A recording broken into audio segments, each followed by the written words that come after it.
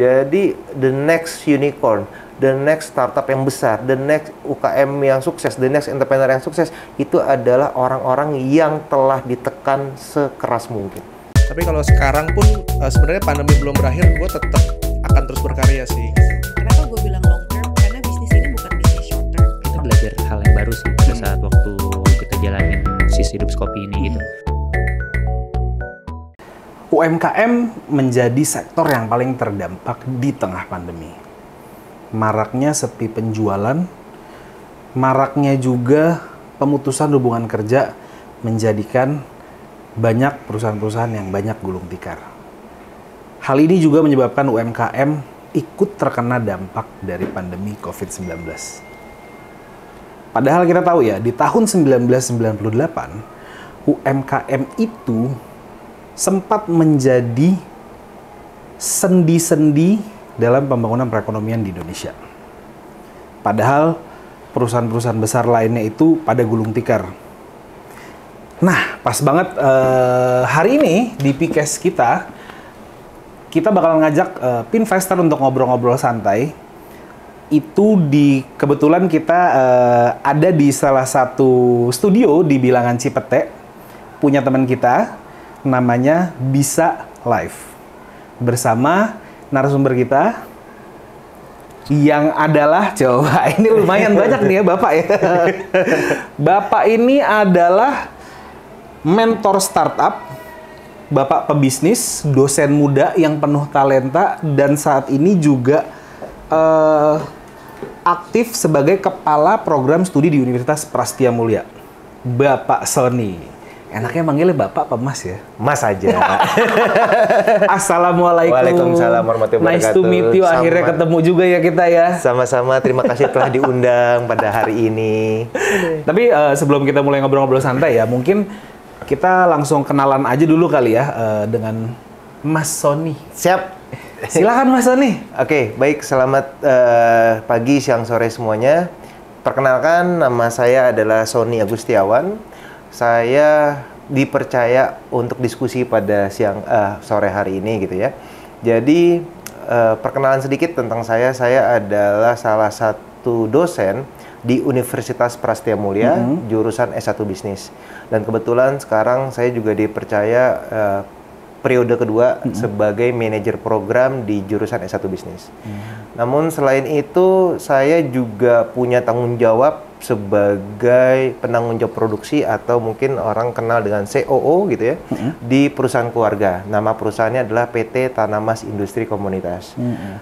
Since 1972. Jadi tahun ini 50 perusahaan kami ini 49 tahun, persis tahun 2022 besok 50 tahun. 50 tahun. 50 tahun. Jadi saya generasi ketiga, kami bergerak di bidang manufacturing, furniture, home decor, dan craft, dan kami pangsa pasarnya 100% luar negeri. Kami supply almost every country in the world, kita sebut Asia, Eropa, Amerika, dan lain sebagainya. Keren. Namun saya juga merasa kurang berguna hidup ini kalau hanya itu kegiatannya. Jadi saya juga sangat fokus dan concern terhadap pengembangan UMKM di Indonesia. Jadi saya menjadi pengajar, menjadi mentor, dan juga menjadi coach di beberapa IKM atau UKM di Indonesia.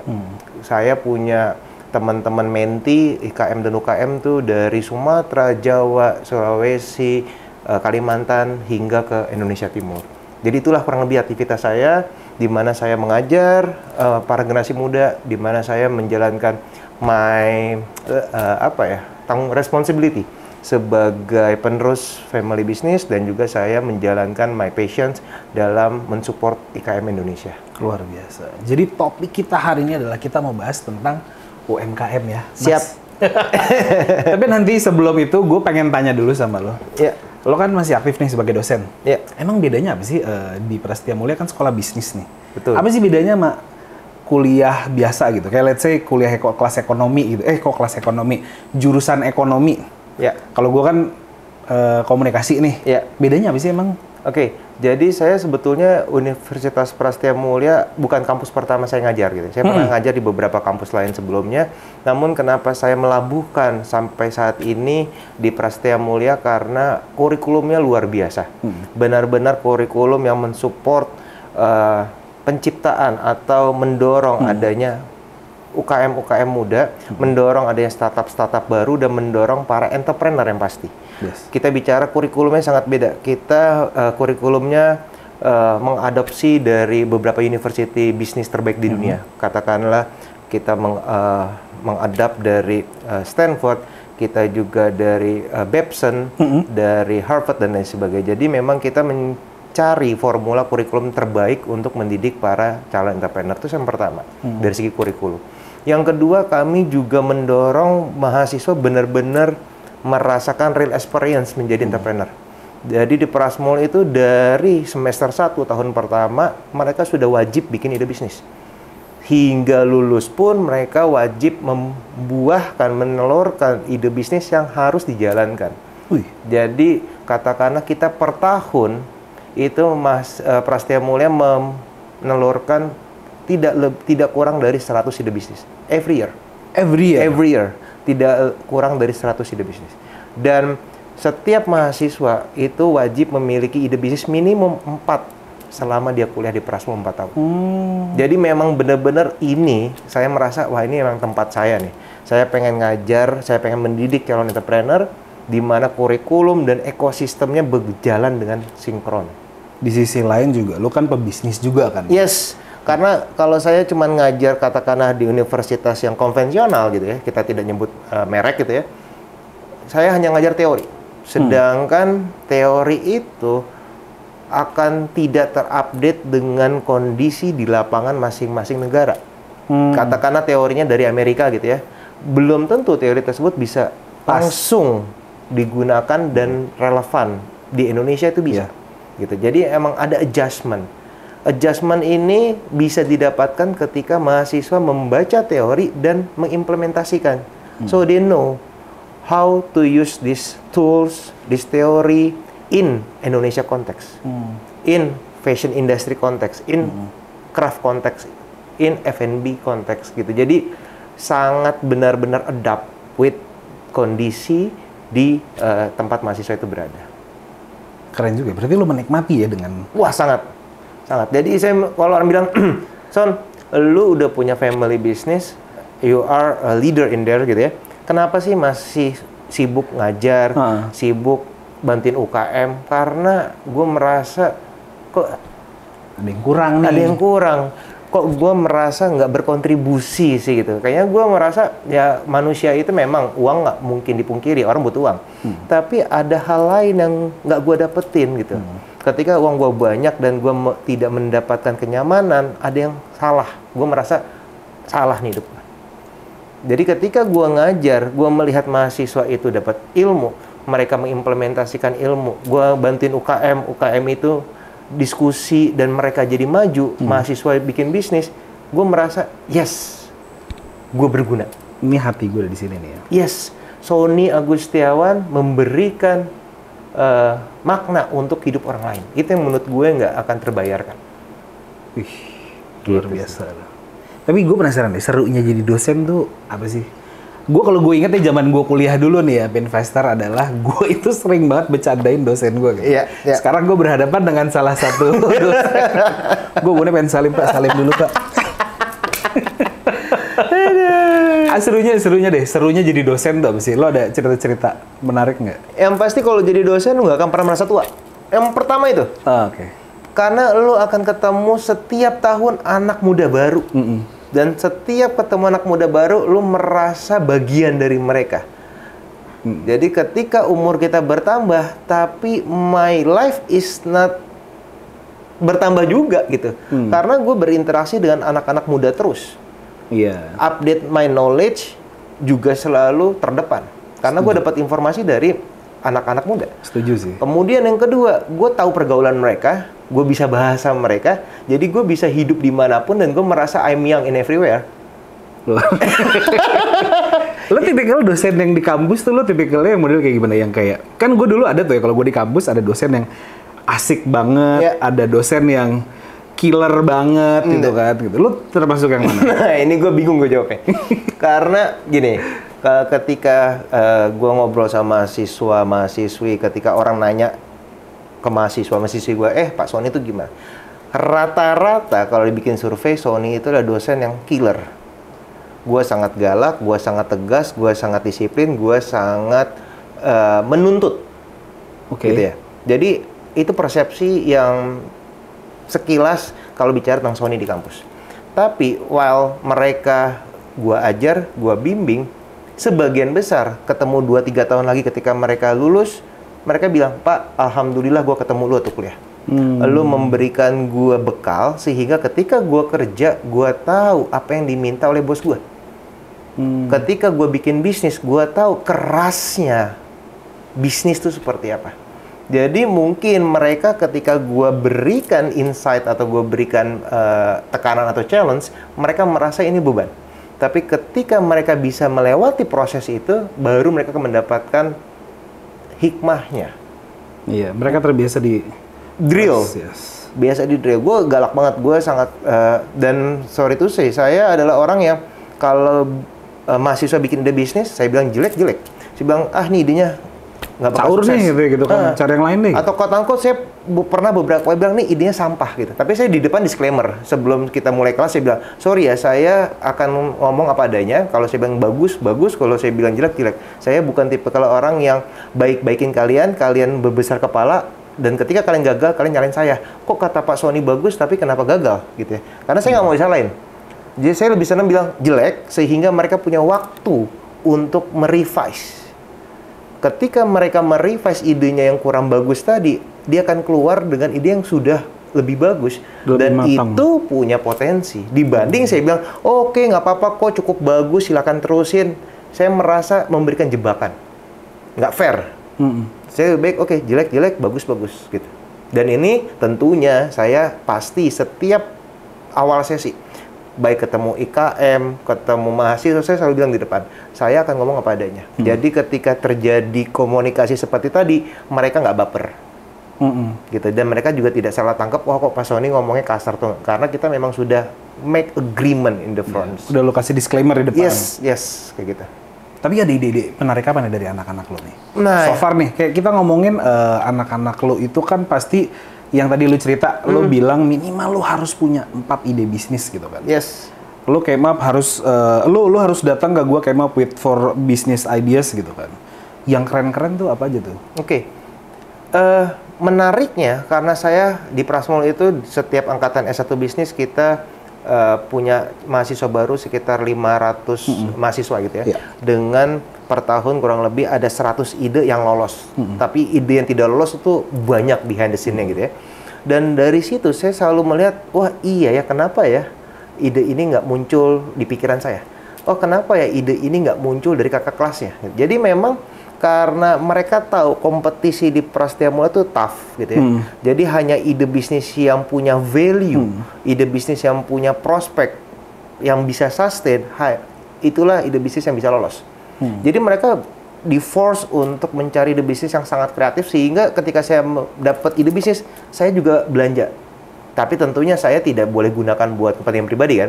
Tapi saya belanja bahwa iya ya, ternyata makanan, misalnya kita bicara hotdog aja. Hotdog itu variannya bisa dibikin ribuan ide bisnis makanan.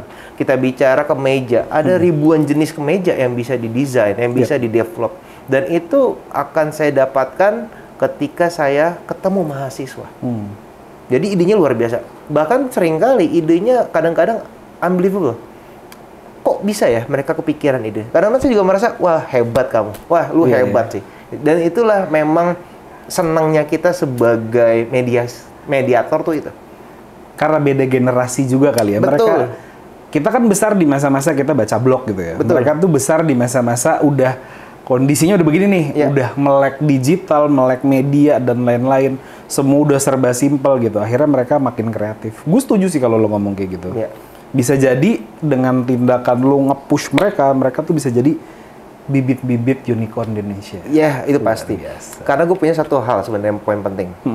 Pada prinsipnya manusia itu nggak akan lepas dari filosofi balon. Gimana tuh? Balon itu semakin kita tekan, semakin tekannya makin keras, maka gaya membalnya semakin tinggi. Benar. Sama kayak manusia. Ketika manusia kita cuma elus, kita tidak kasih motivasi, kita tidak kasih dorongan yang kuat, maka dia tidak akan bisa pejal setinggi-tinggi langit. Jadi the next unicorn, the next startup yang besar, the next UKM yang sukses, the next entrepreneur yang sukses, itu adalah orang-orang yang telah ditekan sekeras mungkin. Catat tuh ya. Itu penting tuh. Itu bisa jadi quotes of the day tuh ya. Catat Mi ya. Keren-keren. Tapi kalau ngomongin soal perkembangan. Kalau gue bilang gini deh, kalau lu dibilang salah satu orang yang berkontribusi terhadap perkembangan ekonomi di Indonesia sebagai dosen, profesi lu sebagai dosen, lu setuju nggak? Sangat setuju. Gimana tuh? Karena gini. Semua orang bisa memiliki ide bisnis. Semua orang bisa menjadi pengusaha. Ya. Tapi untuk menjadi pengusaha yang sukses, pengusaha yang sustain, mereka perlu knowledge. Dan disitulah saya hadir. Disitulah kampus, dosen, mentor hadir. Karena without them, without saya dan teman-teman para penggiat pendidikan bisnis, nggak akan pernah bisa melahirkan ide bisnis yang besar, ide bisnis yang sustain. Nah, jadi kalau ditanya apakah saya sebagai dosen memiliki kontribusi kepada pengembangan wirausaha di Indonesia, pengembangan IKM di Indonesia, iya. Saya bilang definitely yes. Iya dong. Pahlawan tanpa tanda jasa. Salim lagi Bapak. Well, teman-teman, biasanya kalau misalkan kita gitu ya, lulusan dari nggak usah lulusan deh ya. Setiap orang pasti memulai bisnisnya tuh pasti dari kecil dulu. Yes. Nggak ada orang yang, ya ada mungkin, cuman mostly rata-rata mereka memulai bisnisnya dari kecil. Kita mungkin bisa bilang dari mikro atau UMKM lah gitu kan. Lama-lama nanti mereka growth, mereka jadi gede gitu sampai banyak sih contohnya ya, mereka yang dari kecil. Contohnya mungkin kayak kita bisa lihat kayak Holy Cow ya, yang dulu steak hotel di pinggiran Radio Dalam itu. Betul. Terus tiba-tiba mereka jadi besar sampai sekarang. Abuba di Cipete sini juga, ya kan? Mereka yang dari kecil tiba-tiba mereka udah punya cabang di mana-mana gitu kan. Atau mungkin kalau kita kopi tuku. Oh iya. Itu kecil. Di sini juga nih kopi tuku. Iya, Cipete. Awalnya kecil. Oh, dia lulusan Prasmul ya? Yes, ide bisnisnya dari Prasmul, Tio. Dia bikin ide bisnis kopi sama teman-temannya, namun tengah jalan divorce sama teman-teman, akhirnya dia kembangin menjadi tuku. Dan sekarang kita lihat tuku menjadi benchmark kopi kekinian. Gila sih. Itu semua dari start from small. Tapi kalau misalkan kita ngomongin, gue tarik lagi deh ke arah UMKM-nya gitu ya.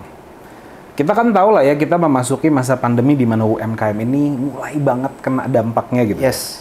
Kita nggak bisa kemana-mana, orang nggak bisa jajan keluar, sepi lah ibaratnya gitu kan.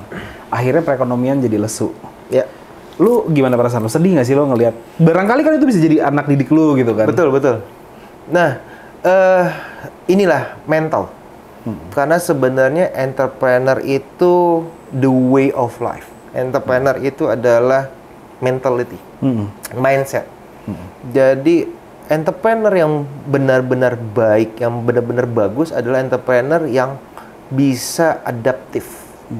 Jadi ketika kemarin pandemi COVID-19 tahun 2020, saya seringkali bilang di beberapa kesempatan, ini adalah seleksi by nature. Hanya para entrepreneur yang tangguh, yang kuat, yang bisa bertahan dan survive hingga sekarang. Dan entrepreneur yang sekarang survive adalah entrepreneur yang telah terbukti tangguh. Karena dia bisa adapt. Betul. Gitu. Karena kalau kita bicara bisnis itu nggak akan pernah bisa konstan. Gitu. Kayak misalnya zaman dulu orang, kalau kita bicara minum kopi aja. Orang tuh minum kopi yang dicari adalah nongkrongnya. Kita tahulah brand yang warna hijau yang dari luar negeri gitu ya, yang depannya S gitu ya. Orang kan datang minum kopi adalah mencari nuansa nongkrongnya. Sekarang udah bergeser. Orang minum kopi bukan satu-satunya yang dicari adalah tempat nongkrong, tapi mereka mencari kenikmatan. Makanya sekarang kopi-kopi yang berasal dari lokal, misalnya kita bicara kopi Gayo, kopi Kalimantan, Sulawesi dan lain sebagainya mulai naik. Kemudian yang kedua, kopi sekarang juga sudah mulai masuk ke dalam segmen yang untapped market. Apa tuh maksudnya tuh? Untapped market adalah selama ini orang yang minum kopi adalah market peminum kopi. Gitu ya. Nah, kalau untapped market, bagaimana kita menjual produk ke bukan konsumen kita?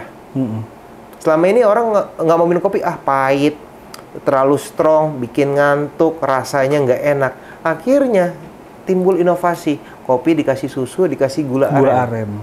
Akhirnya yang tadinya tidak peminum kopi, jadi minum kopi.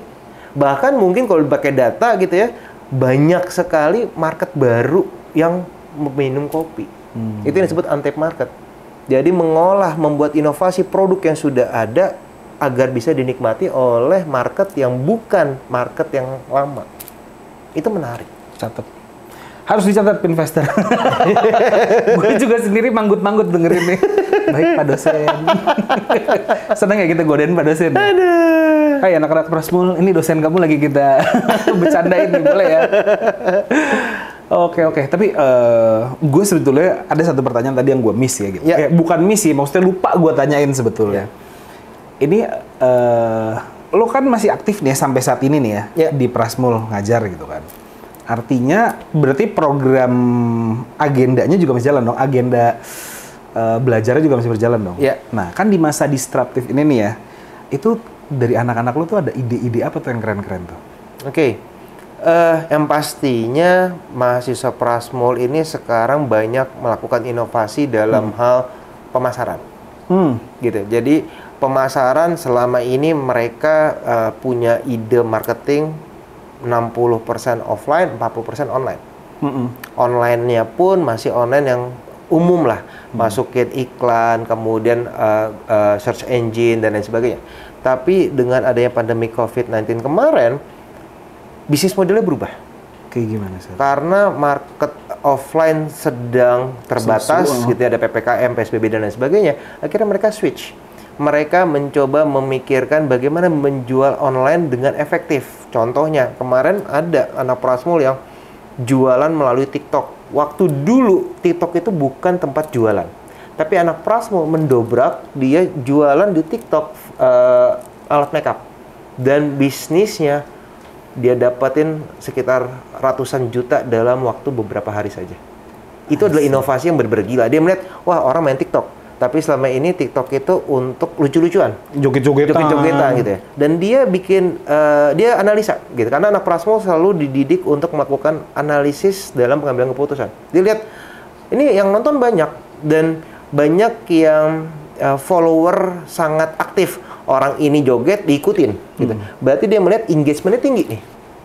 Akhirnya dia mintalah si konten TikTok untuk menggunakan produknya. Akhirnya apa? Viewer TikTok si konten tadi ikutan semua beli produk makeupnya. Dan itu saya pun kaget, wah keren, gila sih idenya. Bisa juga ya, ternyata begitu ya. Bener-bener ternyata nggak kepikiran gua TikTok bisa jadi tempat jualan. Tapi kesini-sininya kalau gue ngeliat juga TikTok tuh udah sarana orang jadi bikin konten tau bro. Ya, tapi sekarang 2021 itu udah mau kejadiannya tahun berapa tuh? Ketika Maret 2020. Belum ada yang main bisnis di TikTok. Jarang sih bro tahun itu sih bro. Iya, orang masih hype dengan TikTok sebagai tempat untuk buang waktu. Iya. Itulah inovasi yang paling kelihatan. Gile. Gitu. Nggak ada lagi yang lain. Yang keren-keren. Nah, yang keren-keren yang kedua, kemudian supply chain-nya juga berubah. Selama ini dia menggunakan supply chain yang quote-unquote manual gitu ya.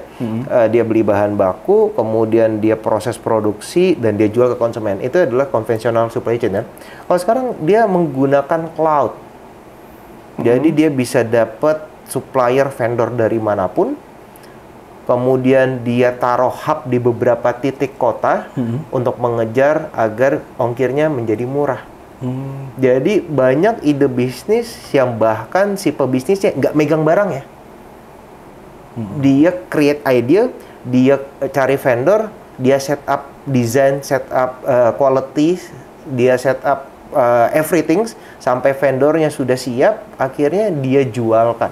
Ketika produk itu laku, nggak dikirim ke dia lagi. Dari vendor langsung dikirim ke hubnya, misalnya katakanlah Jogja gitu ya, dari Jogja langsung dikirim ke daerah distribusi Jogja. Jadi supply chain-nya berubah dengan teknologi. Dulu kita mencari tenun, kita harus ke NTT, kita harus ke NTB. Sekarang anak-anak Prasmul bisa bikin produk yang mengangkat kearifan lokal gitu ya, ngangkat tenun, ngangkat segala macam. Padahal mereka nggak pernah ke NTB, padahal mereka nggak pernah ke NTT. Ini nggak akan pernah terjadi kalau nggak ada pandemi. Iya, pandemi itu sebetulnya memaksa kita juga tahu. Itu yang penting. Iya, iya. Justru memforce tadi kan. Iya. Inline ya berarti sama yang tadi bilang. Inline karena ketika gue membuat suatu analogi itu berasal dari beberapa fenomena-fenomena yang terjadi, gitu. Di satu sisi kita juga kalau kita berada di posisi paling bawah, kita nggak ada celah lagi selain kita harus ngeliat ke atas gitu. Betul. Makanya kita dipaksa untuk kita nggak bisa nih kalau kita di sini doang gitu. Betul. Do something lah, mesti ngapain gitu. Yes. Bill tetap jalan, tagihan tetap jalan. Nggak mungkin dong kalau kita makan batu. Agree. Itu baru bicara dari segi inovasi pemasaran, inovasi operation, banyak lagi. Ada yang inovasi di dalam financial, keuangan, ada yang inovasi dalam hal SDM. Banyak sekali inovasi-inovasi. Ih, keren. Jadi yang bisa bertahan di setiap kondisi, kita pernah mengalami krisis moneter 98. Kita bicara sekarang pandemi COVID-19. Hanya bisnis-bisnis yang bisa adapt, yang bisa disrupt sesuatu, disrupt sistem operationnya, disrupt sistem pemasaran, keuangan, strateginya, dia disrupt itu dengan sesuatu hal yang inovatif, maka dia bisa sustain. Only that the formulanya only itu. Yang penting mental lo kuat. Mental harus kuat. Makanya gue bilang tadi, entrepreneur itu adalah mental dan mindset yang akan menjadikan seorang itu lifestyle. Setuju gue soal itu. Gitu. Iya, setuju kalau lo ngomongin soal mental itu harus kuat gitu ya. Cuman kalau gue balikin lagi ya ke UMKM gitu ya, yang sedang terpuruk saat ini gitu ya. Mental mungkin mereka kuat gitu ya, cuman mungkin mereka tidak memiliki capital yang cukup atau apa gitu ya. Iya. Kan sempat ada tuh yang namanya stimulus ekonomi dari pemerintah. Betul. Menurut lo itu efektif nggak sih? Oke. Gue berbicara dari kacamata yang cukup objektif sebagai pemerhati ya. Ya. Kalau kita bilang efektif, pastinya apapun yang namanya stimulus itu pasti efektif. Kita bicara stimulus pajak, kemudian stimulus peminjaman uang atau soft loan atau hard loan dan lain sebagainya. Semua stimulus pasti memberikan efek. Pasti. Namun masalahnya apakah IKM Indonesia benar-benar memanfaatkan stimulus itu dengan tepat atau enggak? Karena gini, banyak orang yang mau ngasih uang misalnya. Kita bicara sekarang ada angel investor, ada pemerintah, ada perbankan dan lain sebagainya, ada BUMN yang mau ngeluarin CSR. Tapi kalau UKM-nya nggak punya bisnis model, nggak punya vision jangka panjang, nggak tahu uang ini mau diapain, percuma. Iya benar sih. Jadi stimulus itu harusnya tidak berhenti sampai di stimulus, menurut saya. Dari diri orang masing-masingnya juga harus. Yes. Perlu ada pendampingan atau pembekalan kepada para UKM agar bisa memanfaatkan stimulus yang ada menjadi optimum hasilnya. Betul. Kayak gini deh, kita ketemu orang di pinggir jalan entah berantah gitu, siapa? Ini saya punya uang 1 juta nih buat kamu. Apakah dia bisa memanfaatkan itu? Belum tentu. Gitu. Terkadang ada yang dapat uang 1 juta, dia bisa punya omset 10 tahun kemudian 1 miliar. Ada. Ada juga yang 1 juta habis dalam waktu 2-3 hari. Bisa. Misalnya dia beli rumah, foya-foya, dia judi, dia habis, bisa saja. Jadi lagi-lagi stimulus itu hanya pancingan. Ketika si pemancingnya nggak punya kapabilitas yang kuat, nggak punya mental yang kuat, percuma aja. Useless aja gitu. Useless. Tapi bukan salah pemerintah. gitu. Karena memang pemerintah perannya di situ memberikan stimulus. Justru ini peran kita semua sebenarnya. Satu-satunya ada Finpres gitu ya. Itu juga punya peran, atau kampus atau kementerian-kementerian punya peran agar stimulus ini bisa digunakan secara optimum oleh para UKM. Betul. Iya sih, balik lagi ke orang ya. Yes. Sebenarnya kalau kita mau ngelihat instrumen di mana aja tuh ada angel investor kan, venture capital banyak di Indonesia. Terus pinjaman online ya, gue nggak bisa bilang pinjaman online jelek ya. Cuman mereka itu memberikan pinjaman kan ditanyain nih tujuannya untuk produktif atau konsumtif kan ditanyain gitu ya. Yes. Sebenarnya ada, cuman balik lagi kitanya bisa memanfaatkan atau enggak ya. Betul. Keren, Pak dosen yang salim lagi Pak, boleh Pak? Salim mulu nih kita. Saya kalau dengerin Bapak ngomong tuh bawaannya terkesima gitu Pak. Tapi salah satu bantuan dari pemerintah, bukan bantuan ya, mungkin salah satu program pemerintah juga, bukan program ya, ngomongnya apa ya? Pokoknya intinya itu ngomongin soal ngejar bola. UMKM kalau mau ngejar bola itu diharapkan untuk go digital atau melek digital. Yes. Coba dari pandangan lu gimana nih? Nah, ini merupakan action yang cukup bagus gitu ya. Ini tadi kita nyambung ke dalam stimulus ini adalah pancingan ya. Iya. Kemudian UKM Go Digital itu merupakan kompetensi yang coba ditanamkan pemerintah kepada para UKM. Dan kompetensi itu di era saat ini sangat-sangat penting. Kita bicara pebisnis dari Papua, kita bicara pebisnis dari remote area, kita bicara pebisnis dari NTT, NTB, bahkan dari Maluku sekalipun untuk Kalimantan gitu ya. Ketika mereka tidak melek digital, sayang. Momentumnya adanya di digital. Iya, semua market bisa kita ambil di digital. Sekarang semua market adanya di digital. Bahkan kayak kemarin Shopee kena sedikit kasus gitu kan. Jualannya malah banyakan impor produk dari China dibandingkan menjual produk dari lokal misalnya gitu. Tapi sekarang Shopee sudah membenahi diri. Dan kita lihat deh, nggak hanya Shopee, kita lihat di semua Tokopedia lain sebagainya, di marketplace yang ada. Banyak produk-produknya adalah produk-produk yang dari luar negeri. Produk-produk dari Cina, dari Vietnam dan lain sebagainya gitu ya. Mana produk lokalnya gitu. Shopee itu ya waktu itu kan. Iya, akhirnya kita cuma jadi apa? Kita cuma jadi ladang tempat orang panen. Yang ngambil uangnya siapa? Bukan kita. Oke lah, yang jual kan orang Indonesia, yang jual orang Bandung misalnya. Tapi produknya dari China. Orang Bandung paling profitnya berapa sih sebagai reseller? Gitu loh. Bayangkan kalau produk itu dibikin di Bandung. Pertama, berapa jumlah orang yang terserap tenaga kerjanya? Betul. Kedua, berapa pendapatan daerah yang bisa dikontribusikan? Belum lagi pajak. Belum lagi nanti kalau dia pakai reseller lagi, makin banyak multiplier efeknya. Jadi Go Digital itu harus memang ditanamkan sebagai kapabilitas dasar untuk menjadi entrepreneur sukses. Karena nggak bisa dipungkiri. Tapi kalau kita ngomongin UMKM gitu bro, kan ada aja gitu loh bro UMKM yang mereka tuh belum tentu mereka melek digital gitu. Let's say sesimpel kayak nyokap gue deh. Nyokap gue tuh gaptek banget bro sama internet bro. Tapi buka YouTube bisa. Tiap hari nontonnya YouTube-an mulu. Ya. Itu gimana bro? Atau mungkin yang udah berumur gitu? Itu dia. Sebenarnya saya kurang setuju dengan apa ya, mengkategorikan atau mengklaster orang berdasarkan sesuatu hal gitu. Dia orang daerah nggak bisa melek digital. Dia orang tua nggak bisa melek digital. Sebenarnya itu cuman apa ya? Sorry itu saya bullshit gitu. Karena ketika orang ada kemauan, maka dia pasti bisa.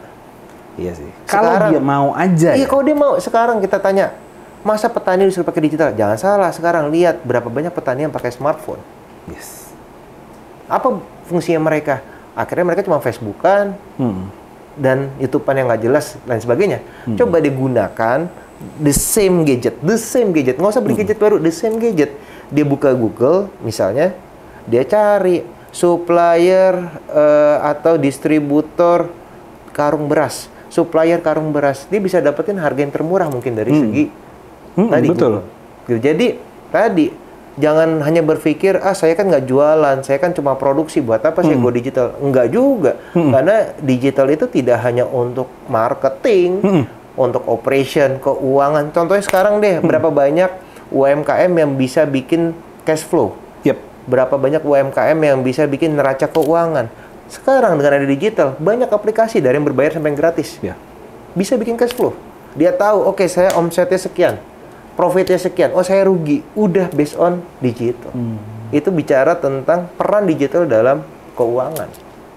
Gitu. Jadi Kurang pas ya kalau dikategoriin gitu ya. nggak ada yang bilang, aduh udah tua nggak bisa digital ya. Ya udah, dia nggak mau berubah aja. Pertanyaannya mau atau enggak Yes. lo berubah?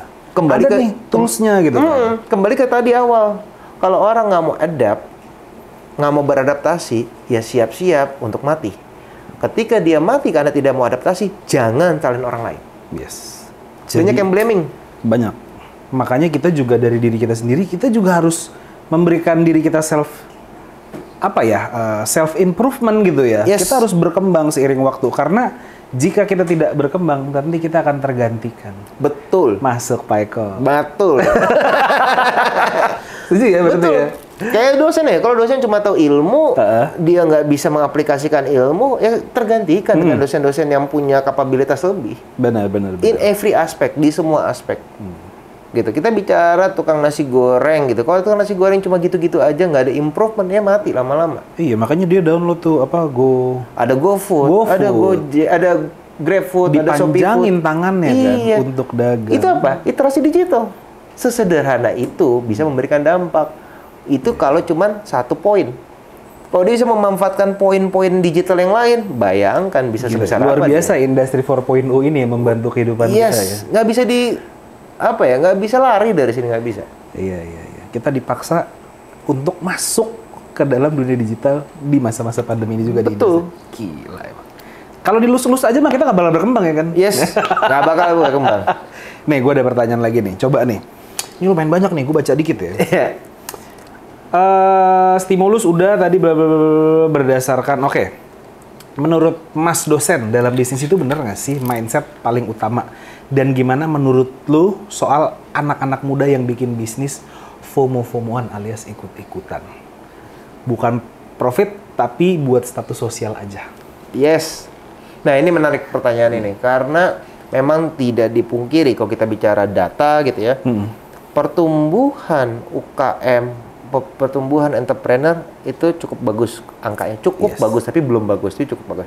Tapi kita juga sedih ngeliat data itu. Banyak juga perusahaan yang tutup di waktu yang bersamaan. Banyak UKM, entrepreneur yang bankrupt di waktu yang bersamaan. Jadi bertumbuhnya banyak, bankruptnya juga banyak. Kenapa? Satu alasan yang terkuat adalah dia tidak membuat produk yang punya value. Yes. Gitu. Misalnya, kita lihatlah, Indonesia sangat konsumtif. Dulu zamannya es kepal Milo. Semua orang bikin, sekarang semua orang bangkrut. Iya. Mana ada sekarang es kepal Milo nyari? Nggak ada Susah. ya. Dulu banyak. Sempet pada masa Sempet masa itu. Kemudian dulu zamannya semua green tea, kue cubit green tea, ini green tea, itu Sekarang green tea. hilang. Sekarang hilang. Kenapa? Karena hanya ngikuti tren. Nggak ada value yang benar-benar kuat. Wah, ini bisnis sustain, ini bisnis dibutuhkan. Jadi kalau kita mau bikin bisnis tuh kembali ke konsumen. Use your customers use. Iya. Gitu. Karena kalau kita lihat happening boba, ikutan boba, pasti sebentar lagi mati. Ketika ada minuman yang baru, boba tergantikan, maka semua pebisnis boba yang nggak punya value kuat, bye-bye. Jadi kita harus lihat dulu bikin bisnis based on kacamata konsumen. Konsumen butuhnya apa? Apa yang mereka cari dalam kehidupan ini? Apa yang mereka cari dalam makan, apa yang mereka cari dalam minum, apa yang mereka cari dalam berpakaian, dalam menggunakan furniture. Kita cari apa needs-nya konsumen. Kemudian yang kedua, kita cari apa keluhan konsumen terhadap produk yang sudah ada saat ini. Ketika kita bisa menjawab pain-nya mereka, bisa menjawab keluhannya mereka, itu bisa menjadi salah satu value. Ini loh yang saya tawarkan berbeda dengan yang lain. Ini yang saya tawarkan yang bisa menjawab permasalahan konsumen. Yang ketiga, kita bicara gain, harapan. Produk yang sekarang sudah oke, tapi enak kali ya kalau ada produk yang bisa titik-titik. Enak kali ya kalau ada produk yang plus ini. Coba ada produk yang bisa. Nah, kita bicara gain yang sudah ada, konsumen punya harapan tapi belum dijawab oleh produk yang sudah ada, itu kita bisa masuk lagi. Kalau kita bisa menjawab gain itu bisa menjadi value lagi. Jadi kalau orang bilang susah Pak Sony, susah Mas nyari value, nyari pembeda, nyari keunggulan, susah. Susah apa males? Benar. Kalau kita mau lihat, mau turun ke konsumen, riset, analisa, tanya, observasi, kita akan dapet kok Iya. seksi poinnya yang belum tersentuh oleh the major competitor, itu kita grab. Dan lu bisa masuk dari situ. Lu masuk dari situ, bisnis lu bisa ada peluang sustain dibanding lu cuma ngikutin tren yang pasti sustainability-nya jelek gitu. Jadi kalau saran saya buat para yang suka bikin bisnis ikut-ikutan tren, wah bikin butik, ikutan bikin butik, tapi ditanya apa sih value butik lo, apa pembeda, apa keunikan butik lo, nggak ada, sama aja. Ya udah, tinggal tunggu waktu, pasti mati. Jadi buang-buang duit aja kalau kayak gitu ya. Bukan buang duit lagi, bakar duit. Gitu. Ada lagi nih. Berdasarkan data BPS, Yes. kontribusi UMKM di Indonesia sangat besar dan menyumbang sebesar 60% dari total PDB Indonesia. Ya. Nah, tapi fakta di lapangan, sebenarnya industri UMKM itu kayak gimana bro yang punya presentasi besar? Oke, sebenarnya kalau kita melihat kontribusi UMKM di Indonesia memang cukup besar gitu ya. Tapi kalau kita bisa kerucutkan lagi, kita lihat UMKM yang paling berkontribusi sebenarnya tidak bisa dipungkiri adalah F&B, food and beverage. Dari yang skala middle up, middle sampai middle. Karena esensinya seluruh orang di dunia butuh makan, butuh minum. Dan orang Indonesia suka mencoba sesuatu hal yang unik. Orang Indonesia suka jajan. Jadi bikin F&B di Indonesia sangat berpotensi, gitu ya. Tapi lagi-lagi F&B-nya F&B seperti apa? Apakah mau yang ikut-ikutan atau F&B yang punya value? Gitu. Itu yang pertama. Bisnis yang kedua yang sustain dan memberikan kontribusi terbesar di Indonesia adalah fashion. Kenapa fashion? Karena orang Indonesia itu secara culture, secara behavior suka terlihat titik-titik. Terlihat cantik, terlihat kurus, terlihat centil lah ya ini. ceritanya. Sangat peduli dengan penilaian orang. Gitu. Beda sama negara-negara lain yang sifatnya individualistis, nggak peduli sama orang lain secara tampilan gitu ya. Indonesia enggak. Orang Indonesia tuh sangat pengen terlihat sesuatu gitu ya. Semakin itu makin kental budaya itu, maka budaya fashion atau bisnis fashion makin berpotensi.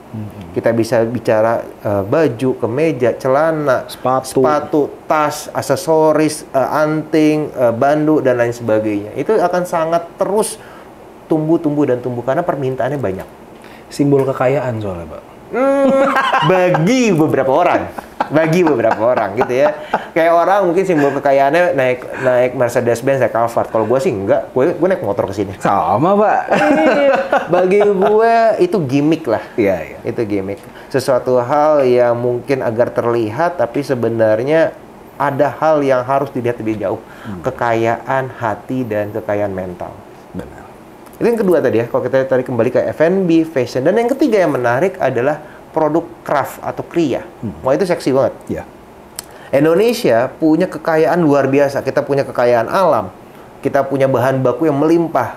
Kemudian yang bahan baku, kalau disebutin bahan baku hutan, ada buah dari hutan, ada daun dari hutan. Nggak harus batangnya kita ambil.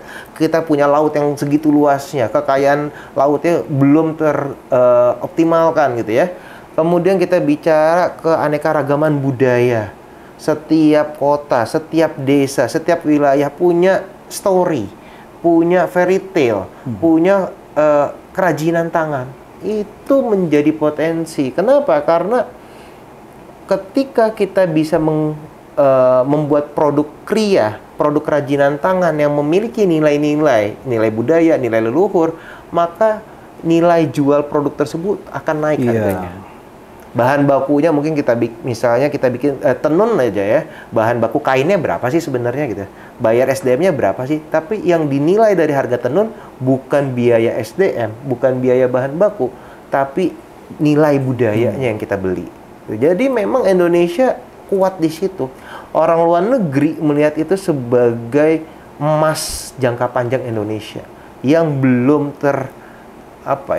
tergunakan dengan baik sampai saat ini. Masih belum. Jadi menurut saya 3 poin itu. Kalau mau teman-teman mau bikin bisnis entrepreneur gitu ya, F&B yang punya value, fashion yang bisa sesuai dengan kebutuhan si marketnya, kemudian kriya atau craft yang bisa mengangkat nilai-nilai luhur, nilai budaya dan lain sebagainya. Itu 3 bisnis potensi ke depan dan kontributor terbanyak di bisnis UKM Indonesia. Luar biasa. Lo tapi masih aktif ya sebagai mentor startup juga ya sampai sekarang? Sangat masih aktif. Gue sampai saat ini kurang lebih yang resmi gue pegang itu sekitar ada 6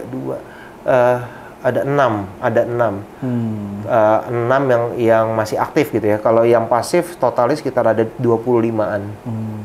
Itu biasanya kalau lu mentoring gitu tuh, itu apa aja sih yang lu coaching tuh? Nah ini menarik nih. Jadi gue tuh kadang-kadang suka sedih gitu ya ngelihat teman-teman UKM.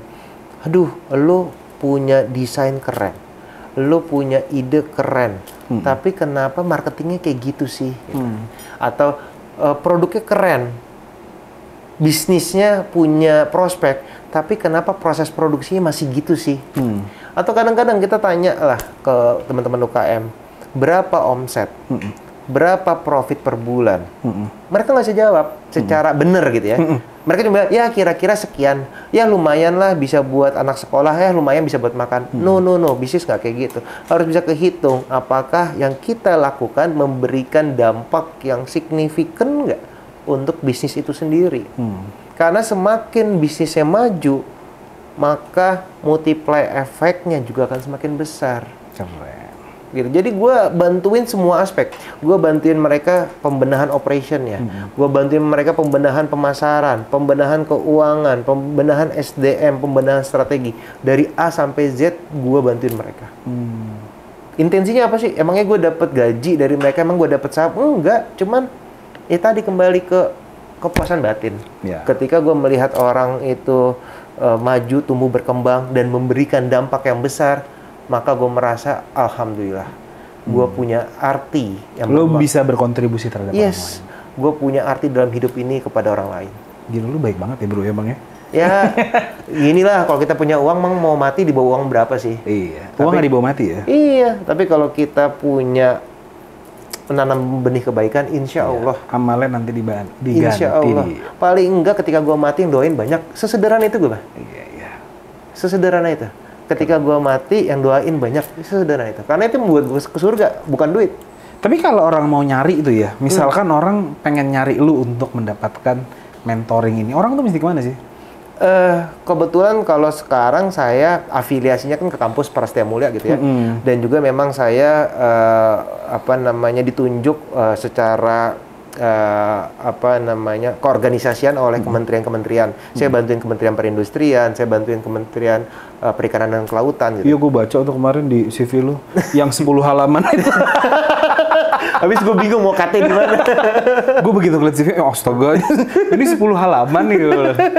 Gitu, jadi ada afiliasi kayak teman-teman sebenarnya kalau mau memang benar-benar belajar, mau benar-benar growth gitu, mau benar-benar upscale, cobalah bergaul gitu ya. Misalnya buka website kementerian, banyak kok. Semua kementerian, you name it, kementerian KUKM, dia ada program pengembangan kewirausahaan, pengembangan UKM ada.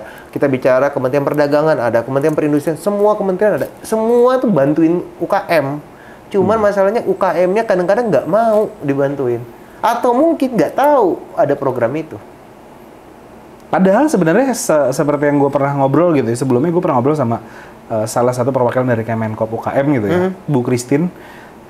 Beliau tuh bilang loh kalau bahwa kita tuh udah loh ngasih tahu, kita tuh kerjasama sama kayak e-commerce di Indonesia bahwa informasinya di sini loh, sampai segitunya mereka ngejar ke kita gitu. Kalau lo mau belajar nih ada loh di sini gitu, semua tuh ada kita kasih gitu. Iya. Tapi balik lagi bertanya, kita mau apa enggak? Mau enggak? Kalau biasa, males nanti diajarin pusing, saya kan bukan anak kuliahan, saya ini, saya itu. Dan yang paling parah, mentalnya adalah, saya dengan begini saja sudah cukup. Itu udah susah. Ya itu nggak boleh ya lo kalau nontonin mental kayak gitu ya? Saya ketemu beberapa teman-teman UKM gitu di daerah-daerah, saya nggak nyebutin daerah mana, sering, yuk saya bantuin yuk kamu ikut program ini. Aduh nggak ada mas, saya kayak gini aja udah cukup kok. Wah kalau udah kayak gitu susah, dia udah blocking kan. Iya. Udah blocking. Karena gue sering loh bro, gue ketemu orang kayak gitu bro. Sumpah deh. Yang udah kayak, udahlah gue gini juga udah happy kok gitu. ya udah susah. Ibaratnya kalau gelas udah penuh, mau diapain? Solusinya gimana tuh bro? Harus dia membuang isi gelasnya sendiri. Harus dari orangnya itu lagi ya? Emang kita bisa buang isi gelasnya dia? Nggak bisa. Iya, hanya dia lah yang Kan bisa hidupnya dia juga ya bro? Iya. Gimana tuh ya? Sulit ya kalau nolongin orang kayak gitu ya berarti ya? Ya, sulit. Kembali ke kemauan. Jadi kamu mau atau tidak? Nah iya, jangan pernah merasa gelas kita penuh. Karena ketika kita merasa gelas kita penuh, kita nggak akan pernah punya ruang untuk mengisi sesuatu yang baru. Nah, ini kayaknya pas banget ini. Gil, kayak pas banget buat teman kita ya, Gil ya. Aduh, jadi pengen ketawa. Oke, lanjut.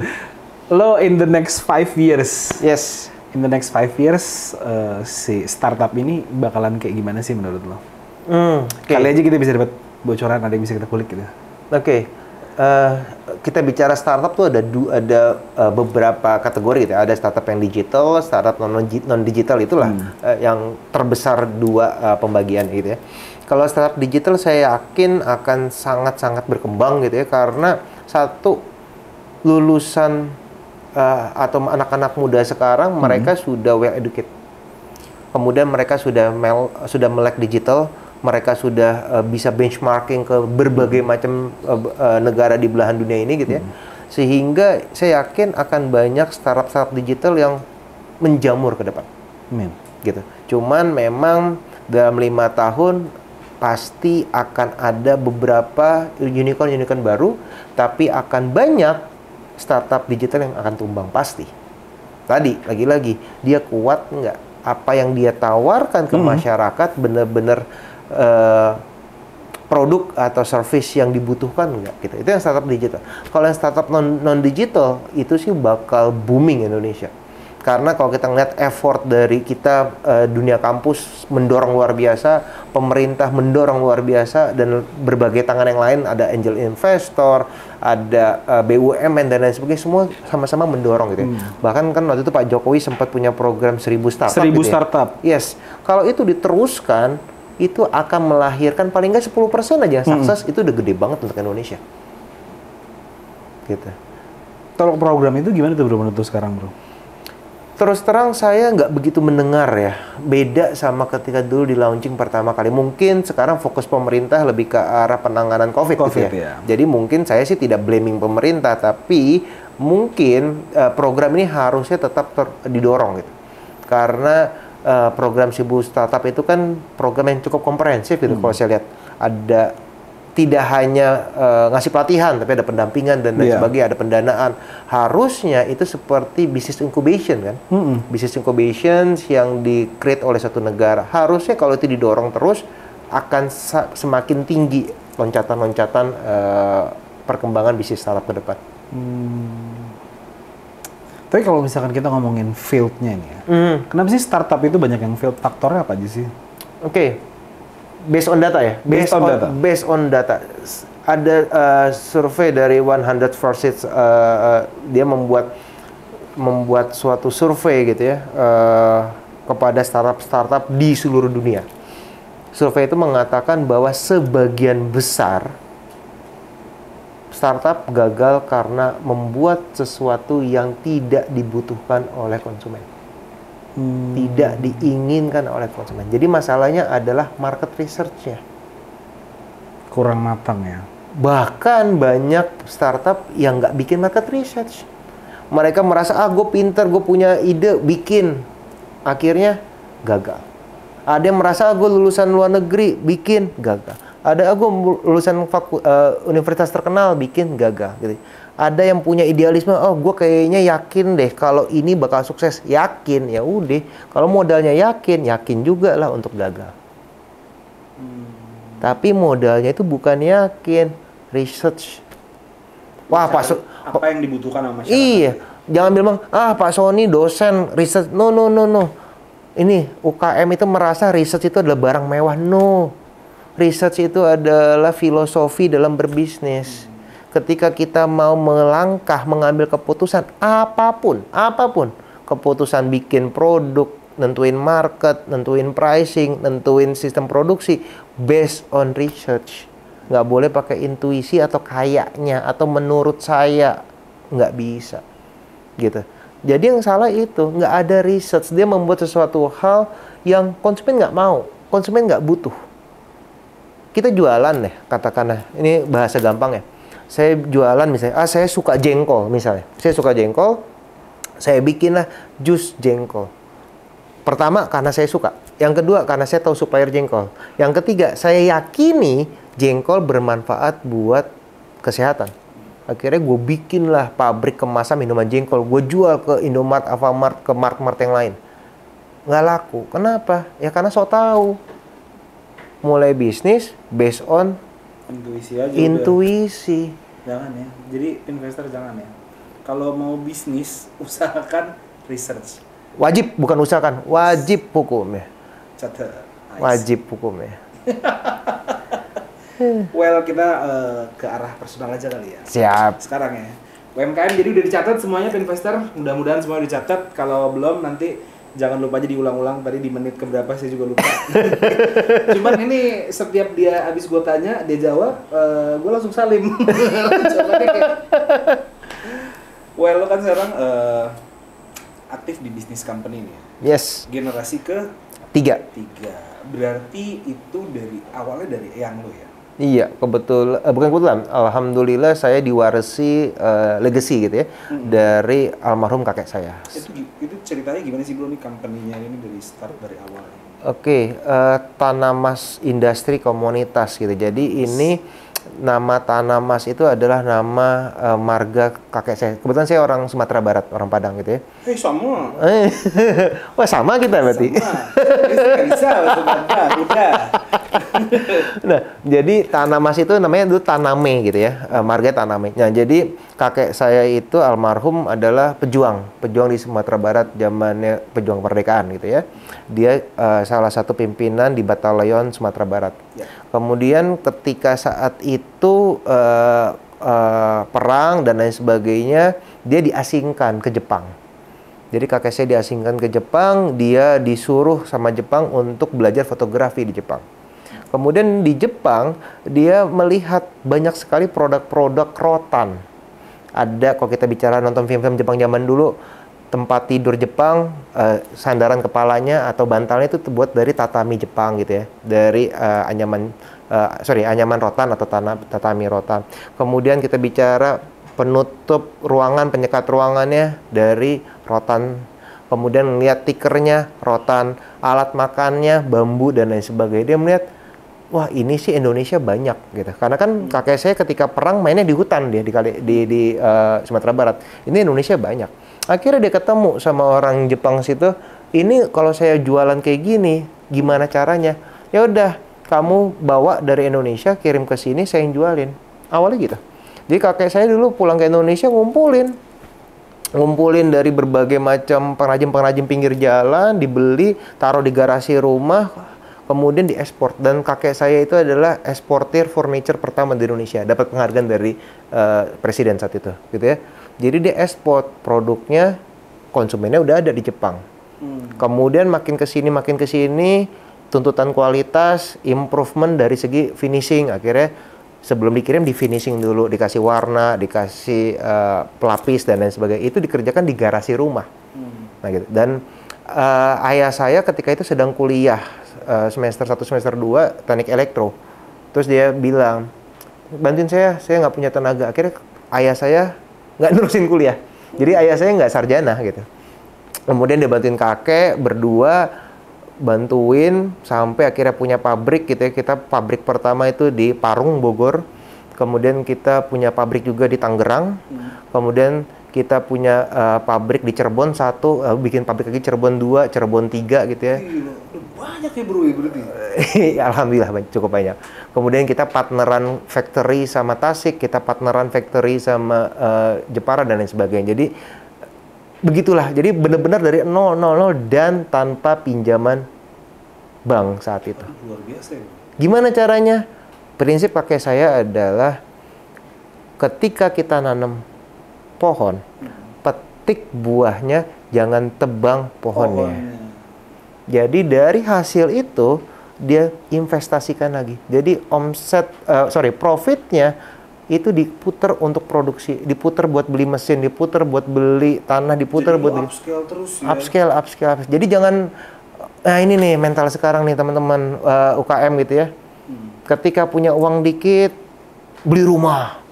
Ketika punya rumah dikit, beli mobil. Mobil udah ada, ganti lagi. Dia pengen, ini kan hasil saya, pengen dong nikmatin. Boleh nikmatin, nggak ada yang larang. Cuman ya bisnis tuh gitu-gitu aja.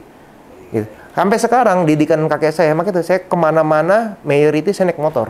Seandainya lu mau berkorban sedikit aja, gue yakin aset lu juga berkorban. Betul.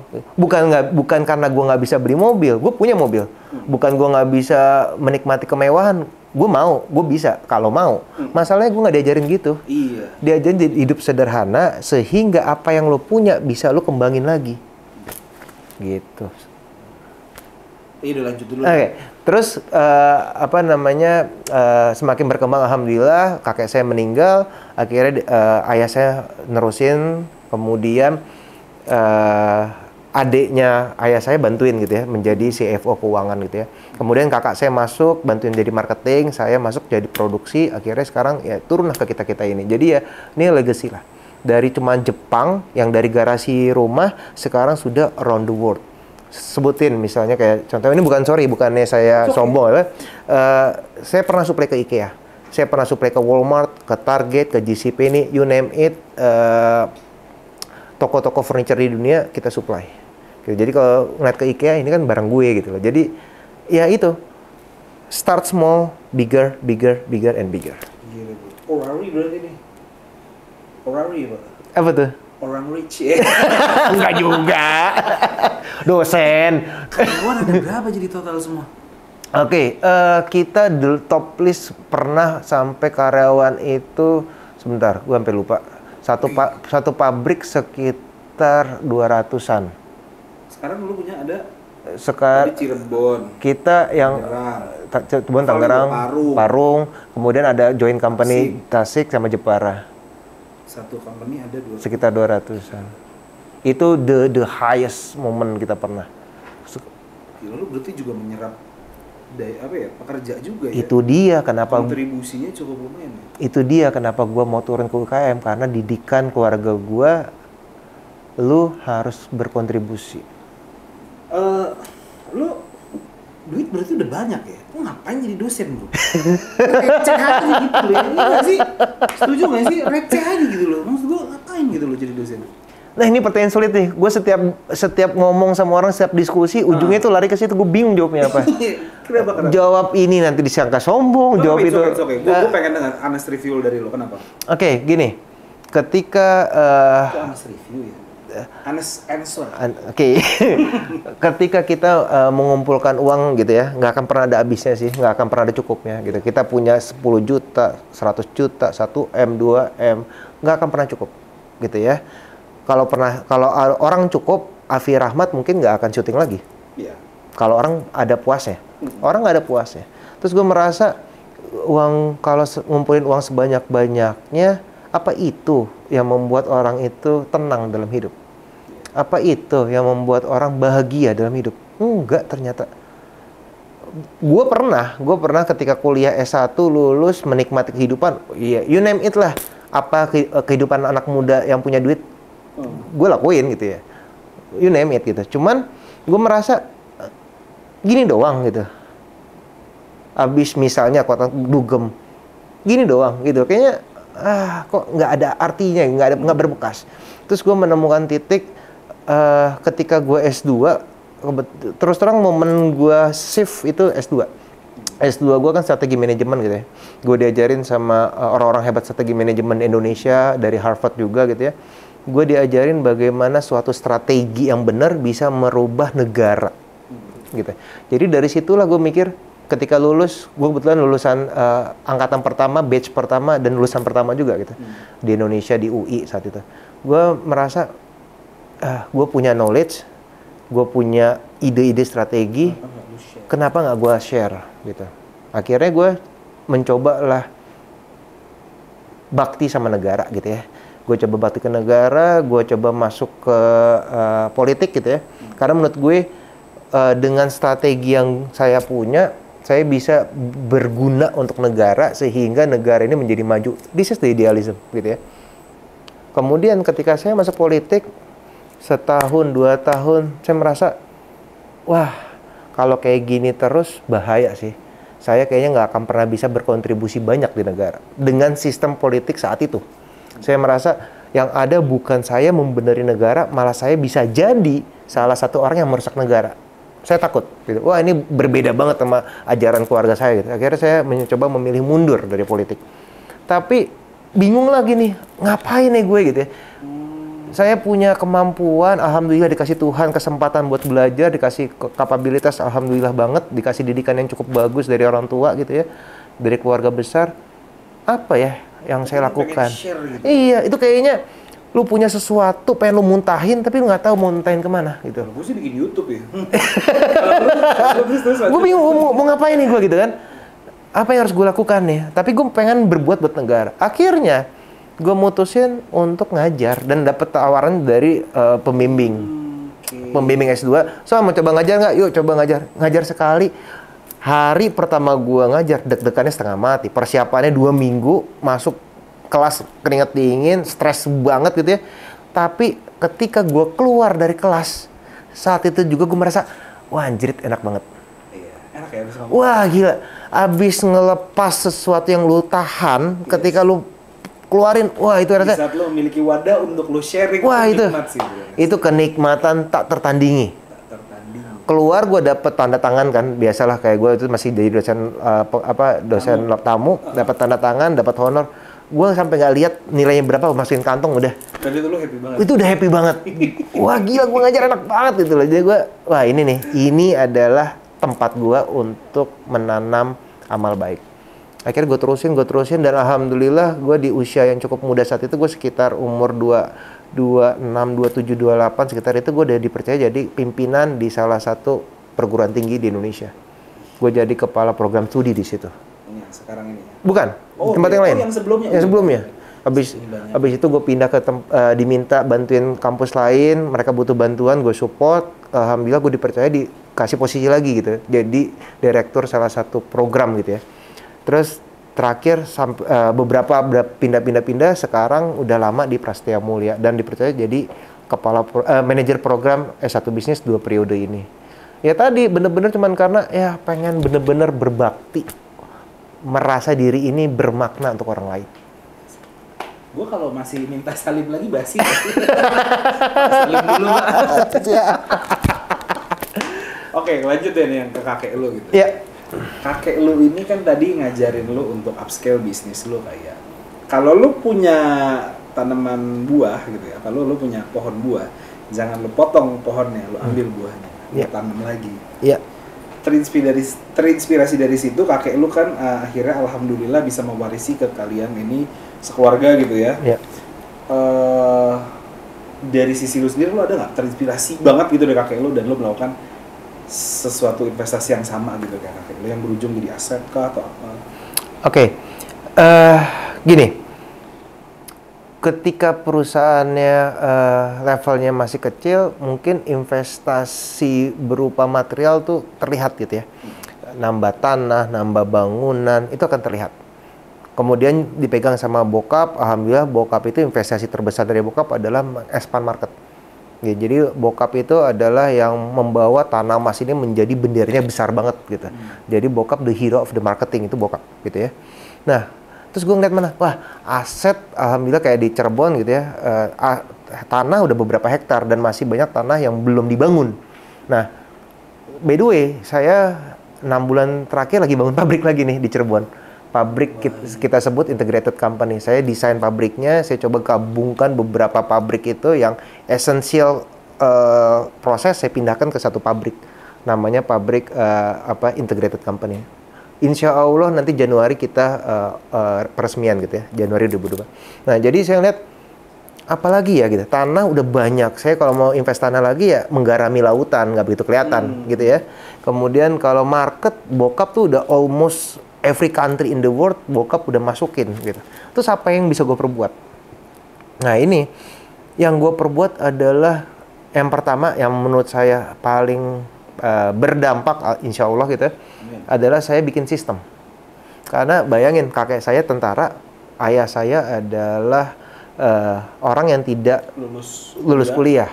Jadi secara manajemen dilakukan secara tradisional. Otodidak mungkin. Otodidak, pembukuan masih manual saat itu. Kemudian kita punya beberapa supplier, pencatatannya masih manual. Sistem produksi, sistem quality control, sistem line produksi, scheduling, pemilihan bahan baku masih manual. Apakah itu jelek? Enggak, itu bagus. Buktinya bisa membawa Tanah Mas sampai saat ini gitu. Itu nggak salah. Cuman saya lihat kalau begini terus, energi yang keluar capek. Capek banget. Betul. Akhirnya saya bikin sistem. Saya bikin sistem SOP. Saya bikin sistem untuk Relax and relaxation. Yes. Kemudian saya bikin scheduling untuk productions. Kemudian saya bikin sistem untuk quality control dan lain sebagainya. Satu sistem yang saya investasikan. Dan alhamdulillah karena saya bikin sistem, saya bisa di sini. Jadi bisa remote. Yes. Luar biasa. Kalau saya nggak ada sistem, saya nggak mungkin di sini. Segampang Udah itu. di Cirebon gitu. Udah di Cirebon. Atau mungkin di Parung, atau mungkin di Tangerang. Iya. Sesimpel itu. Kalau saya nggak punya sistem, saya mana bisa ngajar. Saya mana bisa menjadi manajer program di Prasmul. Kan saya sebagai peninjau produksi, saya pasti di pabrik. Ibarat lo kayak masinis nih, kok masinis yang ngendalin kereta atau apa sih? Ngendalin kapal atau apa sih? Nakoda. Ibarat lo nakoda ya kan? Ini lo udah autopilot ya kan? Iya. Di atasnya ada helipad tuh terbang lagi ya kan? Iya. Untuk ngendalin kapal yang kedua. Kapal yang lain. Luar biasa, Bapak dosen. Keren, Pak. Jadi mungkin itu investasinya mungkin orang lihat kecil, tapi sebenarnya dampaknya multiply banget. Itu yang pertama gitu ya, sistem. Kemudian yang kedua yang saya sedikit investasikan adalah di bagaimana pengelolaan keuangan. Wah itu dampaknya lumayan. Gitu ya. Jadi bagaimana ketika kita bikin costing, ketika kita bikin COGS atau HPP gitu ya, kita hitung variabel-variabel yang mungkin orang lain tuh nggak pikirkan. Biaya R&D, biaya tentang reject atau biaya claim. Saya masukkan ke dalam variabel costing. Kemudian biaya ini, biaya itu banyak saya masukin beberapa biaya. Kemudian cost production saya tekan sehingga dengan ada penambahan biaya tidak menambah biaya produksi. Jadi dengan harga jual yang sama saya bisa dapat profit yang lebih besar. Ya itulah ya namanya teknologi dan inovasi yang luar biasa. Keren banget Bang. Gitu. Gue mau ngomongin apa lagi ya? Gue bingung deh. Gue tadi kepala gue udah kayak gila ya, mulut mulu dari tadi. Sebelum gue tutup deh, mungkin gue pengen tanya, ada bucket list nggak yang nggak kesampaian? Yang belum kesampaian sampai sekarang? Ya mungkin kalau saya ngomong pasti pada ketawa gitu ya. Pasti pada ketawa. Terus terang saya punya mimpi yang belum kecapaian hingga saat ini dan belum menemukan path ke sana, yaitu saya ingin jadi Presiden Republik Indonesia. Amin ya Rabbal Amin, amin. Gua aminin lo ya. Amin. Semua orang bisa menjadi siapapun. Amin. Tahu kenapa? Kenapa? Gua nggak peduli tentang perpolitikan, tentang tentang behind the scene of jadi presiden, bicara tentang nggak, gua nggak peduli. Yang gue peduli kan gua pengen membawa negara ini menjadi pemain aktif di kontestasi bisnis dunia. Amin. Itu yang gue mau. Karena kalau gue cuma jadi dosen, gue cuma jadi mentor UKM, energi gue hanya bisa sampai ke berapa orang. Tapi kalau gue jadi presiden, gue pengen energi gue terdampak ke semakin banyak orang. Itu yang pertama, bucket list jadi presiden. Bucket list yang kedua, gue pengen sebenarnya gitu ya, gue pengen banget bikin universitas.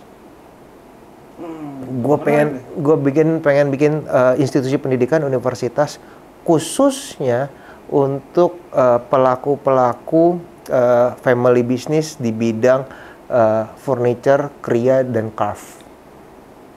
Jadi gini, kita lihat Yang udah dijurukan ke situ ya. kita lihat banyak sekali pemain furniture, craft, dan kriya di Indonesia. Tapi sebagian besar orang-orang tua. Anak-anak mudanya nggak ada yang mau bantuin bapaknya. Anak-anak mudanya mungkin mau bantuin, tapi kompetensinya nggak tepat. Anak mudanya ada yang cuma mau bantuin, cuman ngambil nikmat duitnya doang gitu ya.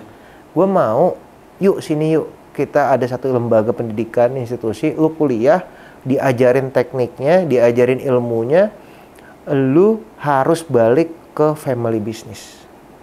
Karena family business dan UKM ini adalah dua pilar yang menyelamatkan bangsa dari kondisi apapun. Lihat krisis Amerika, diselamatkan oleh family business dan UKM-UKM. Kita lihat di mana namanya di Indonesia, kita bicara krisis moneter, kita bicara COVID, diselamatkan oleh family business dan UKM-UKM.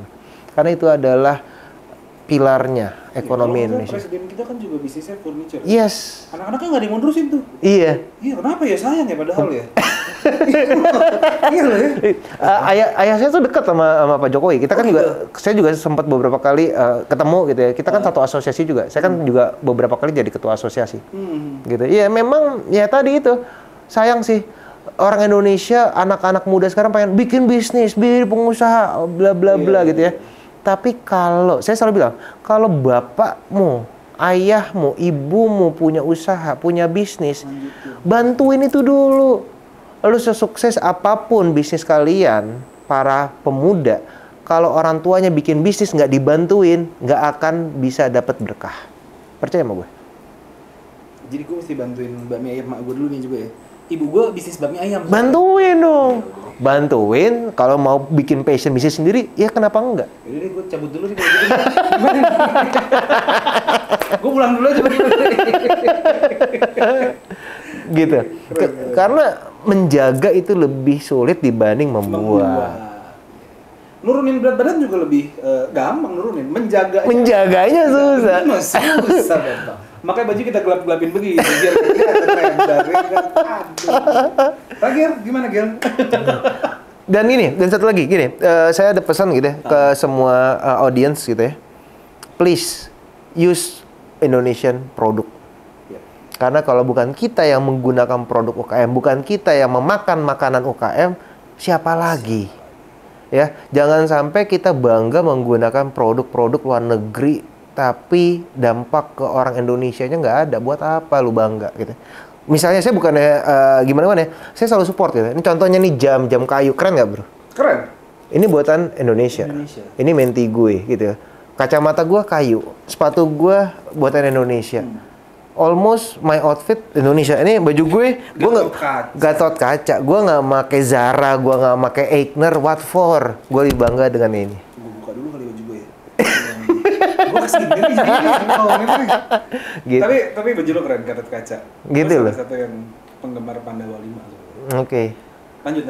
Iya menarik kan, maksud gue. Iya. You have every story in Indonesia lo. Ini juga baju ada value-nya nih kalau gue bilang. Iya. Apa tuh value-nya? Iya, kan baju lo Gatot Kaca. Gatot Kaca kan terkenal dengan itu. Gatot Kaca tuh anaknya Bima ceritanya. Yes. Yang Bone of Iron. Ya. Apa ya? Gue tau dari Mobile Legends sih. Bone of Iron, Muscle of Iron, Bone of Steel. Iya. Itu Gatot Kaca. Bisa terbang bro. Dulu zaman dia lahir pakai pisau dipotong tali pusarnya nggak bisa. Pakai tutup yang baru bisa. Terus tutupnya masuk ya kan. Pas di perang Baratayuda, wah udah tuh shoot. Pedangnya nyari tutupnya. Gatot Kacanya, spoiler dong nih, iya Gatot Kacanya intinya mati pada saat di perang Pandawa 5. Yes. Kalau dikejar sama situnya. Hafal gue bro, bapak gue cerita mulu zaman gue kecil. Intinya apa? Filosofi dari Gatot Kaca? Filosofi dari, kalau filosofi dari Gatot Kaca gue kan tahu. Cuman kalau dari Pandawa 5-nya gue tahu. Oke. Filosofi yang paling sederhana, mungkin filosofi banyak banget ya. Gue bukan orang yang ahli dalam pewayangan. Tapi filosofi yang gue lihat dari Gatot Kaca adalah harus menjadi orang yang tangguh. Yes. Kalau kita bicara UKM, lu semua untuk menjadi UKM yang sukses harus tangguh. Kalau lu nggak tangguh, lu nggak akan bisa jadi Gatot Kaca. Bener nggak? Benar. Yes. Luar biasa. Thank you banget lo ya. Sama-sama. Pak dosen. Sama-sama. Terima kasih banyak. Mudah-mudahan sukses. Amin, lancar amin, amin. Bisnisnya lancar Amin. juga di kuliahnya. Kuliahnya lancar juga ngajarnya. Amin. Sehat selalu. Kalau gitu kita tutup aja kali ya.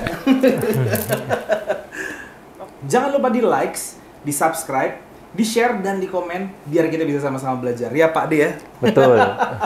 Oh ya, kita juga bakalan mengadakan giveaway sebuah sneakers keren dari Ardiles dan juga kita bakalan bagi-bagi GoPay. Nanti detailsnya akan ada di Instagram Pinvest, kalian bisa cek. Ada juga nanti kita taruh di deskripsi. Kalau gitu kita langsung undur diri aja ya. Siap. Gua Ingga Putra. Saya Sony Agustiawan. Sampai jumpa di Pikes selanjutnya. Bye-bye. Bye-bye.